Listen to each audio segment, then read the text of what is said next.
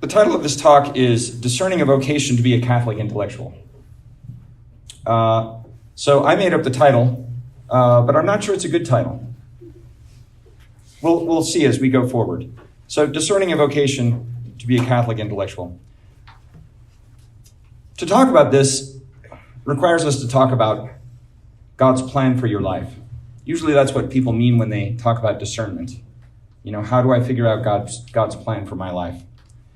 And some people think that God has a plan for my life, something along the lines like this, that God has inscribed something on a stone tablet in heaven, which is his plan for what he wants me to do. And now my job is to try and guess what it is. And if I get it wrong, I'm going to screw everything up. And so then I work myself into all kinds of knots, worrying that maybe I'm getting it wrong, and how will I ever know if I've gotten it right? And it just seems impossible, and I want to do the perfect thing, but I don't know what that is. And so I end up stuck. Other people will say, well, actually, what I need to do to figure out what's written on that stone tablet is to interpret all of the supernatural signs that are happening around me. So maybe it's like, oh, I think I saw in the way the cream dropped into my coffee this morning that God wants me to be a contemplative nun, because I just saw the way the cream billowed, or something like that. Okay, perhaps you're familiar with some of these kinds of ways of going about what might be called vocational discernment. I think this is all based on a kind of misunderstanding or even an error. I think in general, if you want to think about this sort of question as a Thomist or as inspired by the thought of Thomas Aquinas, it's wrong to start off with the idea that there is some kind of immutable plan that I now have to merely figure out and obey. Because while it's true that religious vocations or any kind of vocation involve a kind of listening to God and following his voice, so in that sense you might speak about it as involving a kind of obedience, yet it's not some kind of obscure plan which I myself may not at all want to do, but which I feel like I have to do because God is asking it of me. So yes, obedience is important in responding to God, but a Dominican Thomist wouldn't first of all say that a vocation is a matter of command and obedience. Rather, the typical way that Aquinas talks about this kind of issue is by speaking about desire, by speaking about love, in fact. So in the second part of the Summa, when Aquinas is talking about how we return to God, he begins with happiness and acknowledging that we all desire that happiness. Of course, we don't know exactly what it consists in. And famously, Aquinas goes through these different candidates for happiness. Does it consist in pleasure or wealth or power or prestige or honor or fame and so forth? And he says none of these things are sufficient, and in the end, only God is sufficient. And then you might ask, well, how concretely am I supposed to pursue this happiness? Me, myself, how am I fitted to pursue this life of happiness? Yes, virtue. Everyone needs to acquire the virtues. We talked about that in my first talk. But specifically for me, precisely what form of life am I supposed to be following? A Thomist, I think, would say the answer to that question is going to lie in part in your desires.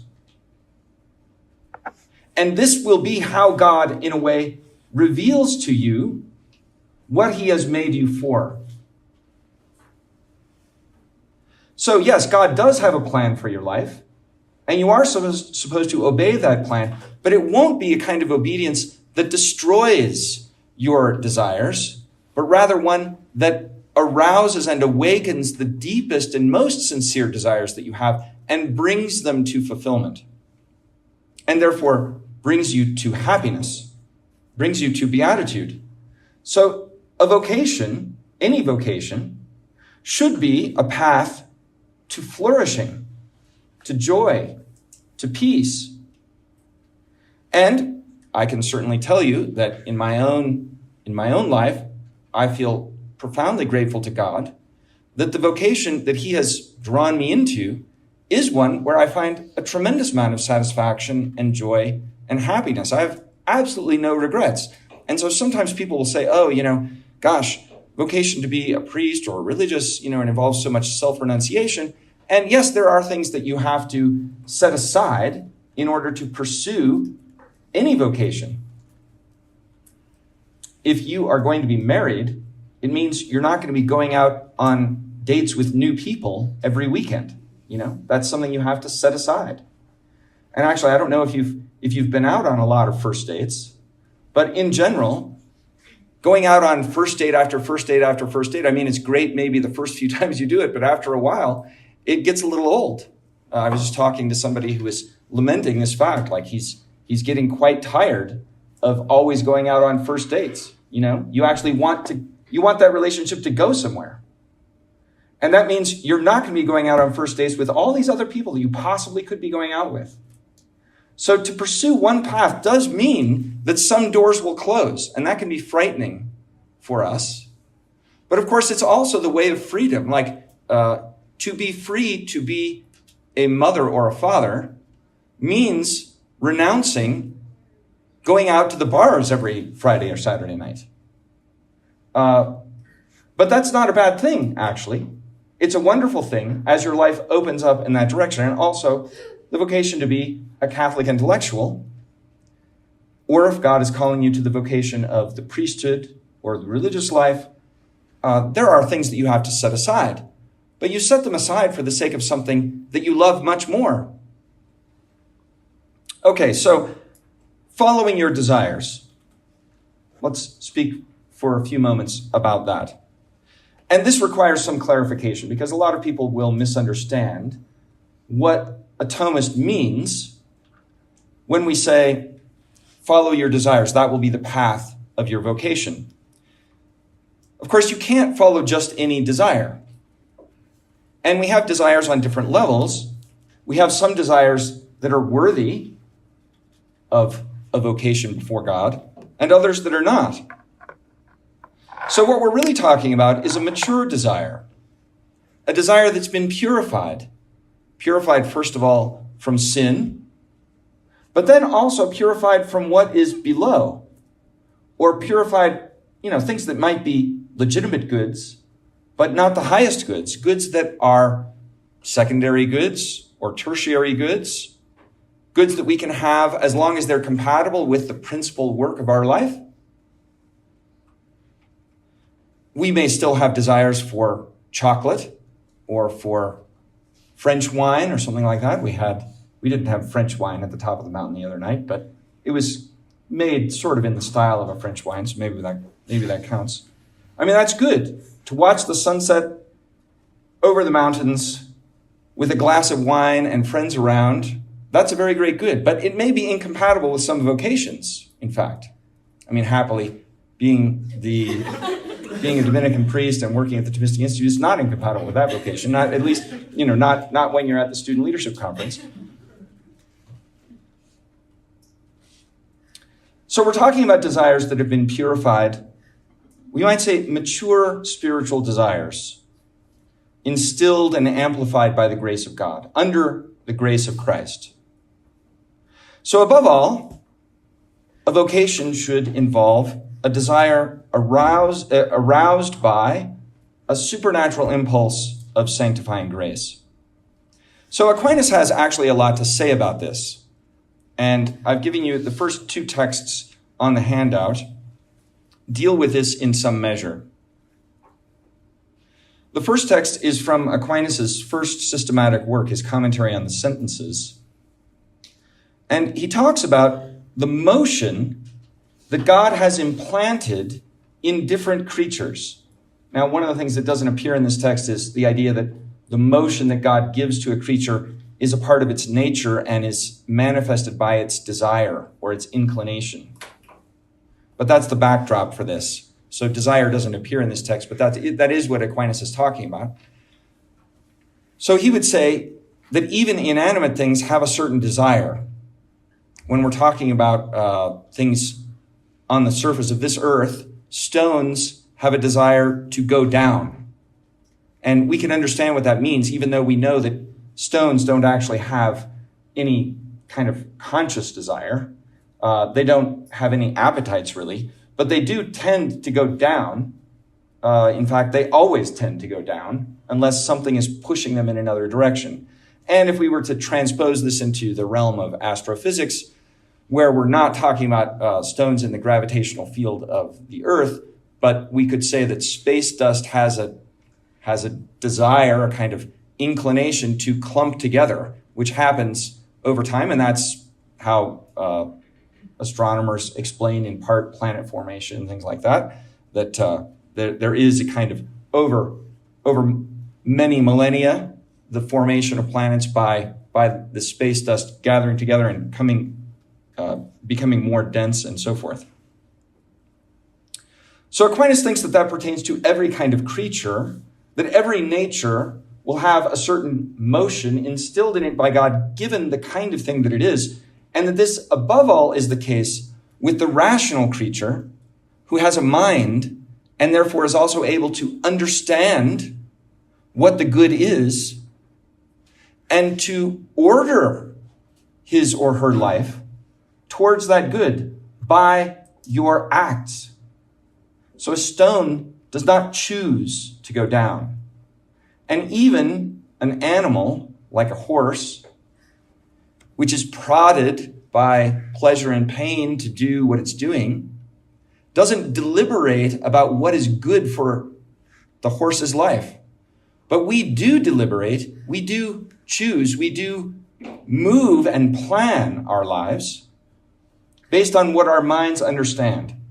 And that's a very important part of living out your vocation, or you could say, in the terminology that's often used today, discerning your vocation. So let's look at that first text. He talks about the circular motion of exitus and reditus, coming forth from God and returning to him. It's perfect in certain creatures, while in others it remains imperfect. So I'm going to skip a couple lines here. They're a little bit technical. He's basically explaining that creatures that don't have a rational nature, that aren't able of understanding, cannot perfectly return to God. So if you skip one sentence, he says, rather only that creature which in some way is able to attain to the first principle itself perfectly has this circular motion of coming forth from God and returning back to him. And this belongs only to the rational creature, which is able to reach God himself through knowledge and love. That's the goal, to know God and to love him. And then from the Summa Theologiae, question 93, article 4, this is the second text. This is about the way we are made in the image of the Trinity, or the image of God. And Aquinas talks about three levels of that image in us. The first is simply that we're capable of knowing and loving God because we have minds. But you can perfect that image if you, secondly, actually or habitually know and love God. In other words, you have that capacity, and then you begin to use it. You begin to use it in a habitual way when you have the supernatural habitus, that is another word for the supernatural virtue of faith, of hope, and of love. These things dispose your mind to make acts of knowledge and love of God. And so if you have that virtue, which is instilled into you at your baptism, if you're in a state of sanctifying grace, you have those theological virtues habitually, you're capable now, you're apt by supernatural grace to make that kind of act. But it's even better to not only be capable of making the act, but to actually be doing it. So when you wake up in the morning and you're making your bed, you may not be thinking about God. But it's better, you are more returning to God when you are actually knowing and loving him. The third level of the image of God in us, which you find in the fourth line of that second text, the third way is insofar as man actually knows and loves God perfectly, and this image is grasped according to the likeness of glory. By that, Aquinas means the glory of heaven. When you get to heaven, what you will be doing perfectly is knowing and loving God. These kinds of activities require a kind of maturation of the person. So there's a progression that we go through to grow in faith, to grow in charity, to grow in the capacity to know and love, and to actually do it more. So if you want to discern a vocation, any vocation, I think, in the light of grace, the first step, the kind of foundational beginning point, is to begin to mature in your spiritual life. So this kind of advice applies to anyone who is trying to discern any kind of vocation. So you might say, well, okay, how do I do that? Or how does that work? The typical experience that people who enter religious life, and I'm teaching at the Dominican House of Studies, teaching a lot of younger Dominicans, also teaching in the summers, for example, Dominican sisters who come and study with us. And from time to time, we go and visit convents and monasteries of nuns or monks and give lectures and talks. That's the kind of typical work of a Dominican priest who's a theology professor. And you often will hear people in their first years of religious life say something like this. Well, when I was thinking about a vocation, I had some marvelous experiences of God's love for me, of an encounter with God. God seemed very present to me. There were very strong signs that God was inviting me to something supernatural. God seemed so close to me. He's acting, like a plane writing letters in the sky, or flying one of those banners that you see over the beaches on the East Coast, with advertisements. You just can't miss it. Huge letters. But after I entered religious life, then it seemed like God was no longer speaking to me in that way. And now it seems like all I've got is the daily repetition of this form of religious life. And sometimes it's rather difficult. I wake up in the morning, I go to the chapel, there's the divine office, there's mass, there's a person sitting next to me who sings out of tune.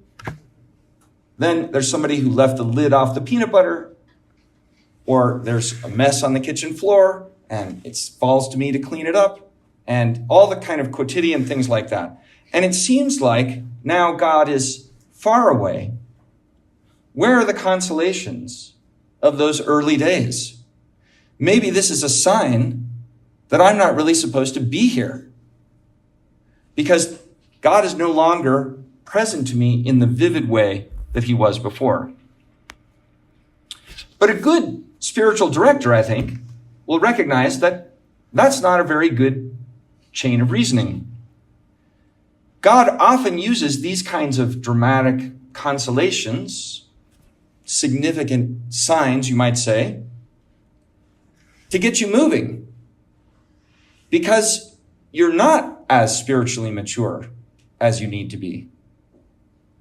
In other words, those kinds of extraordinary things are often, especially for those more towards the beginning than the end of their process of spiritual growth, those kinds of spiritual signs are often to get you paying attention to him, to get you on the right path. But they're not the goal of the spiritual life. St. Ignatius of Loyola has a very nice saying about this. You should seek the God of all consolation rather than the consolations of God. Because if you seek just the consolations, you won't actually be seeking God. In the end, in a certain way, you're aiming at something in yourself rather than God himself. The real goal of the spiritual life, and Aquinas says this over and over and over, I mean, it's such a deep truth that it becomes a kind of structuring principle for the whole treatment of the Christian life in the Summa Theologiae and elsewhere. The essence of the spiritual life is faith, hope, and love. So the goal is to grow in those virtues. So if you want to discern a vocation, any vocation, including a vocation to a Catholic intellectual life, if you want to do it in the light of God, you start by paying attention to growing in faith, hope, and love. And if you're growing in faith, hope, and love, then your desires will begin to be configured to God, and things will, maybe not right away, but over time and progressively start falling into place for you, at least in terms of what you perceive to be your mature desires, your purified desires. Well, how do you grow in faith and charity? Here, there is a danger, and it's related to the point that I was just making about the young religious who's looking for spiritual signs like banners flying behind a plane over the beach. There's a great danger of judging your spiritual state or your spiritual maturity or how you're advancing in the spiritual life by looking at your emotional life. So people very often do this. They're asking, well, when I go to pray, does it make me feel like I'm in God's presence? Does it make me feel a sense of peace? What happens if I go to pray and I don't really feel anything? Or if I'm bored or distracted? Or maybe something has just happened to me before I go into the chapel and I'm angry and I can't really think about anything but how angry I am at this person who's just insulted me or whatever it is.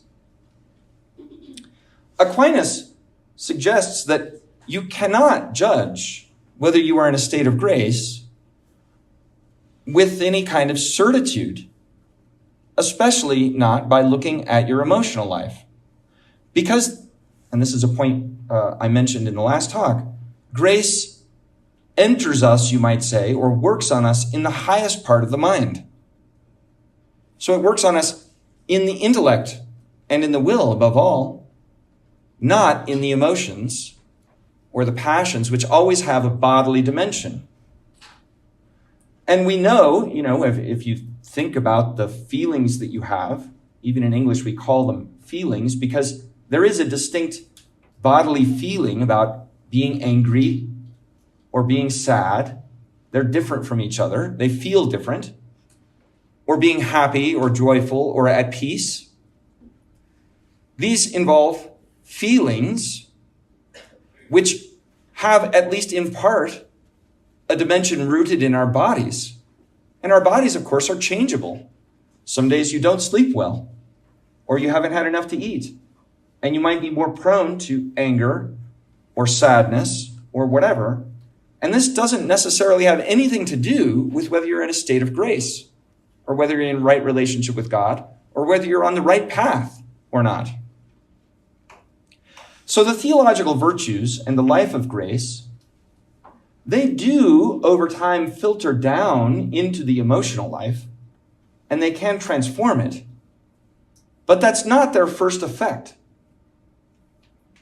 And so you can't judge that spiritual life by your emotional life. Over time it will have an effect, but it's only a kind of secondary effect over time. What are the normal means for growing in the theological virtues? That is, really making progress in preparing to discern a vocation. Well, here the recommendations are kind of classic recommendations about the spiritual life. You can engage in the acts of the theological virtues. So you have the virtue of love or charity. Make acts of love for God. The more you make those acts, the more you will merit a further increase of them. So God actually wants us to share in his work of giving us these gifts. He's, in a way, given us, it's like he's made a promise. Like I was talking with some of you all at lunch the other day about how merit works. It's a little bit like, a father saying to his child, mow the lawn and I'll buy you a Lamborghini.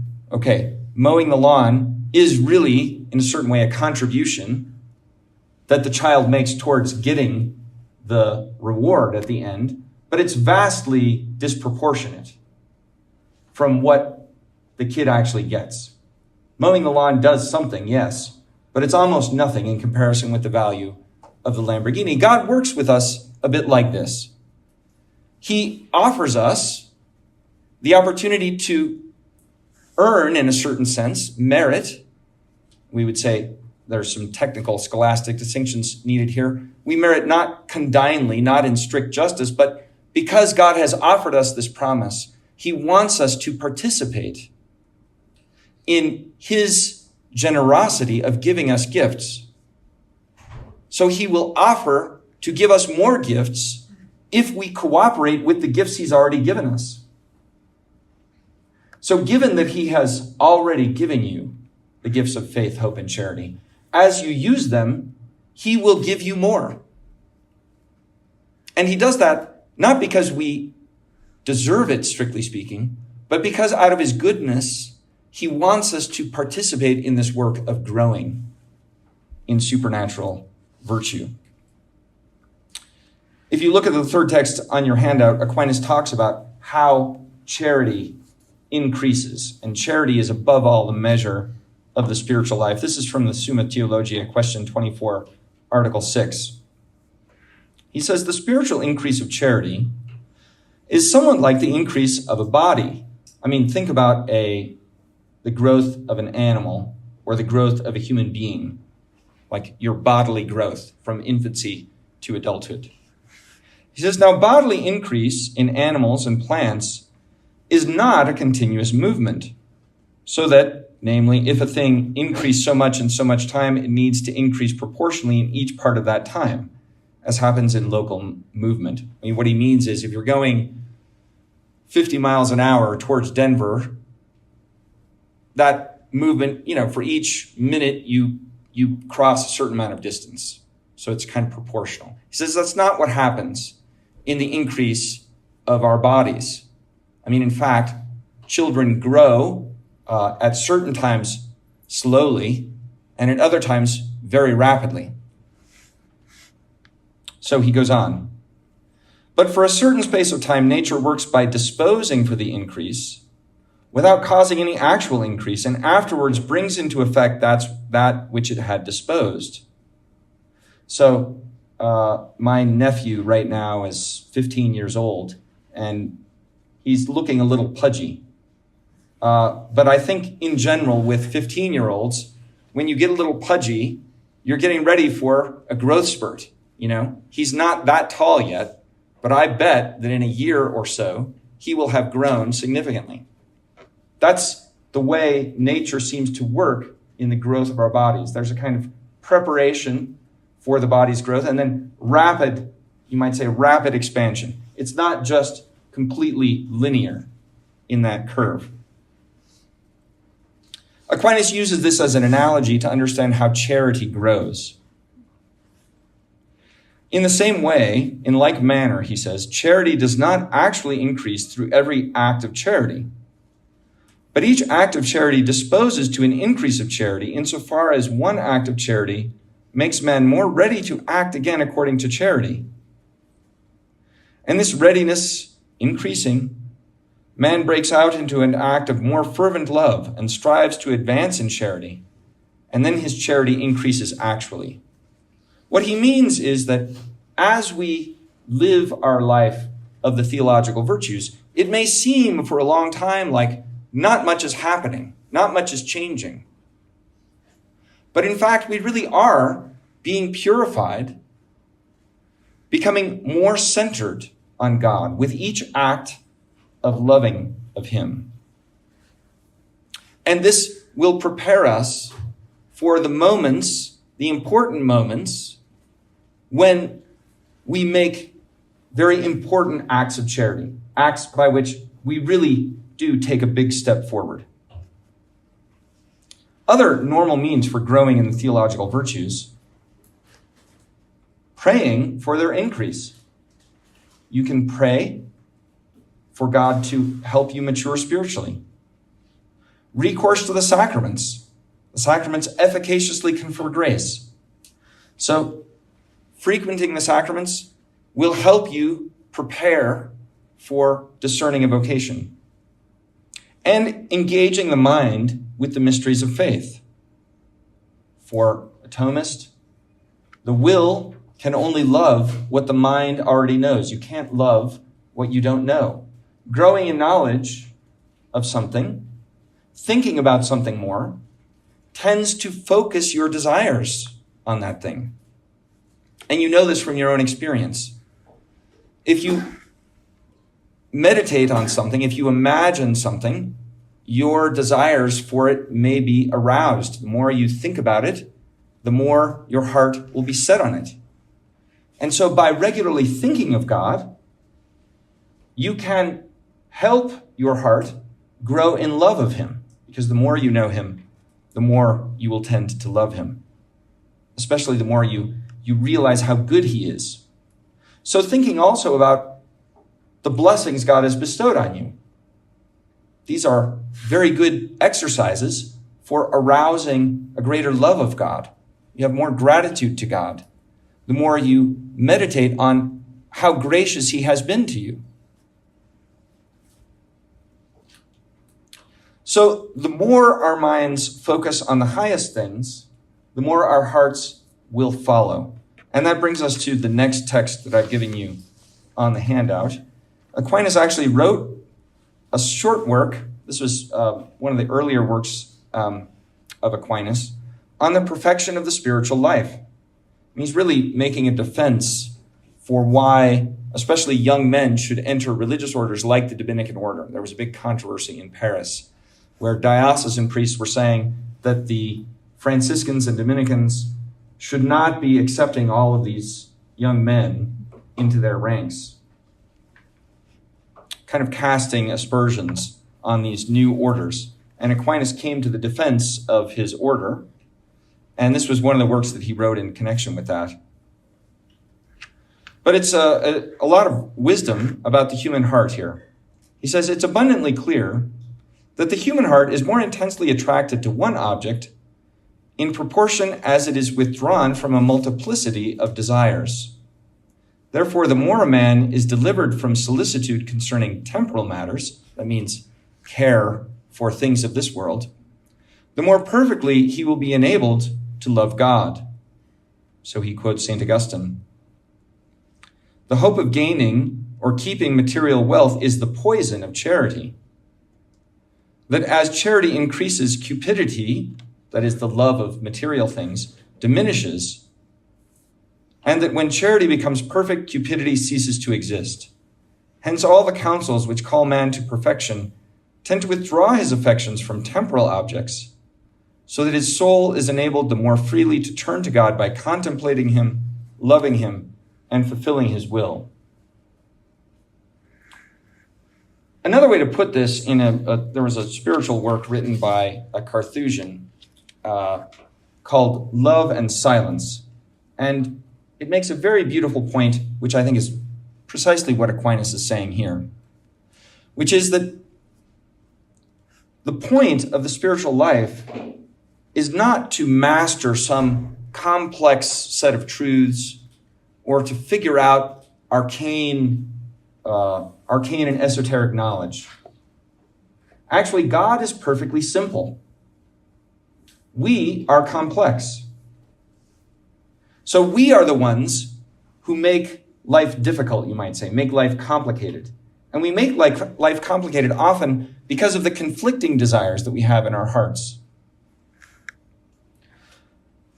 The real goal of our faith is to know God in his divine simplicity.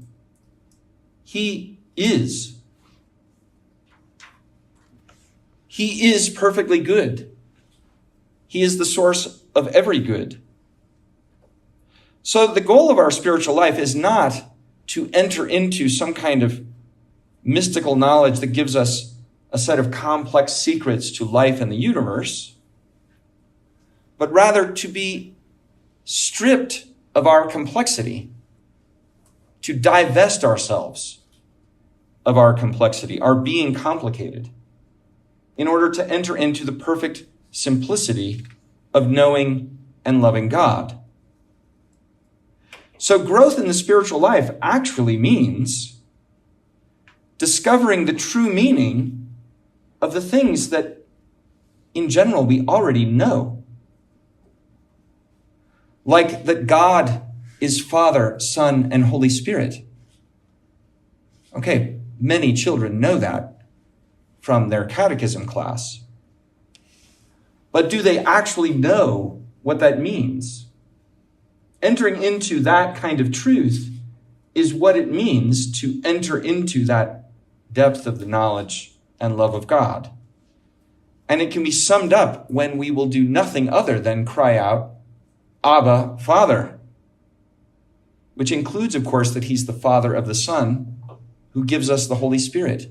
In a certain way, perhaps that's the best summary of what we're supposed to be doing with our lives. So knowing and loving God is actually rather simple in itself. The question is arriving at the point where we can give ourselves over to that. Okay, so I've been talking a lot about these desires of this knowledge and love of God. What does this have to do with discerning a vocation to the intellectual life? So maybe I should say a word about this term, discernment. Today, especially if you read spiritual writers, discernment is often taken to mean an extended period of introspection, of examining different options, of thinking about what you possibly might do with your life, looking for some sign from God about what he has chosen for you and therefore what he's asking of you. So it's often heavily weighted with two moments, figuring out what God is saying to you or asking of you.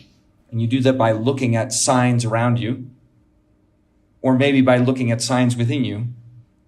And then in a second moment, making an act of your free choice to choose it for yourself.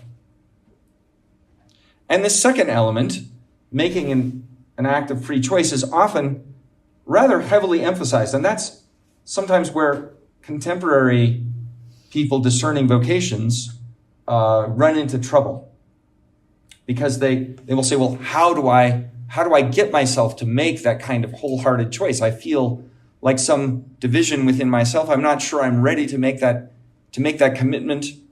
There can be a lot of fear of making a commitment today, especially when you have so many options, so many good options.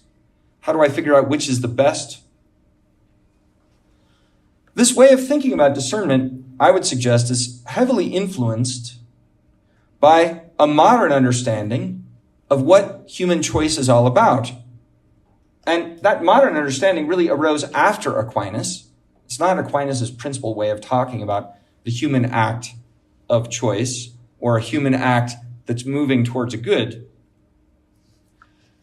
And perhaps you've heard about this in other contexts, people talking about the difference between a kind of big shift after Aquinas away from an understanding of freedom as directed towards the good, and now freedom as basically a choice between contraries. So there's a great book, The Sources of Christian Ethics, by a Dominican professor from Fribourg, now deceased, Servais Pinckaers. And he labels these two models of thinking about the human act: freedom for excellence and freedom of indifference. He describes Aquinas as speaking about a freedom that is oriented towards the good, as opposed to what he labels as a kind of result of the nominalist philosophical turn in William of Ockham above all, where freedom is now understood to be simply the bare choice between options. So I have a menu of things before me, and I just opt for whatever seems to please me today. Yesterday I chose chicken, but today I choose fish, and there's not much more to the decision than what my preference is today. Well, if this is your model for the exercise of choice, then you will find yourself having difficulty in discerning a vocation. Aquinas' and the Thomists, I think, approach to choice is not so much focused on this naked option, but rather grasping what God has implanted in my heart as a desire for the good. So the shaping of the desires is very important, or the maturation of your desire is very important for discerning a vocation. Discernment, in this sense, is not just about a choice, but rather a kind of grasping or recognition of this real good for me as it arises from the desire of my heart. Above all, the desire to seek God. Now, of course, Aquinas thinks that you should act with prudence in making decisions. But this choice will begin from a desire, and above all, a desire instilled by grace. So, if you're thinking about a vocation, whether it's a vocation to the intellectual life or a vocation to religious life or to the priesthood, the first question is there some attraction in this life to me? And if there is some attraction, that's already an indication that perhaps God is inviting you to that life. So if you have a desire for something like that, perhaps you should begin to test it out by beginning to act in the way a person, say, preparing for an intellectual vocation would act. And you begin to discover if you are well suited to this form of life. So all the things that Dr. Kaiser was talking about the other day about structuring your life and reading broadly, writing every day, that kind of thing, these are kind of the bread and butter of the intellectual life lived out, especially in the academic context of our epoch. If you're going to be a Catholic intellectual in that sense of the term, that's going to be what you're going to be doing. Do you delight in study? Do you have a thirst to go deeper in a field, not just to satisfy the obligations of your professors imposed on you to get your degree, but do you actually enjoy thinking about these things? Are you good at them more or less? Can you practically carry them out in a way that will lead to your sanctification? Can you find a way of sustaining your life if you choose this path? And that's actually a very important thing. If you get a doctorate in philosophy and you can't get a job and support your family, you will probably be forced to do something else. There's a guy that I know very well who got a doctorate in Shakespearean literature from the University of Dallas. Really bright guy, and couldn't find a job afterwards and was working in a lumber yard. And his wife said, "This is crazy. You're working in a lumber yard. You're driving a forklift. You have a doctorate in Shakespeare."